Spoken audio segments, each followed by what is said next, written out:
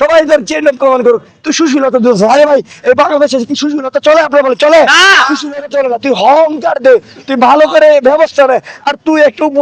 উপদেষ্টা ফরষ্ট আরে আমার হাতি ভাইয়ের খুনিরা কেমনে দেয় হ্যাঁ তোর মতো উপদেষ্টা থাকতে কতগুলো গোয়েন্দা পাইনি ডিজিএফ তোরা মিলে শালারা এই কাজটা করছস আমি মনে করি শালা করে পিটাইলে কিছুক্ষণ বাংলাদেশের জনগণের কাছে ছাইড়ে দেন আমরা সবাই মিলে পিটাই এই দুইটা পিটাইলেই হাদি ভাইয়ের খুনি বেরোবো আমাদের কাছে ছাইড়ে দেন আধা ঘন্টা আমরা পিটামো পিটানোর পরে ওরা স্বীকার করবো হাদি ভাইয়ের খুনিকে এ হাদি ভাইয়ের খুনিদের বিচার চাই বিচার চাই এ আসিফ নজরুলের 2 গেলে স্বরাষ্ট্র উপদেষ্টার 2 গেলে রক্ত লাগলে রক্ত নে হাদি ভাইকে ফিরিয়ে দে রক্ত লাগলে রক্ত নে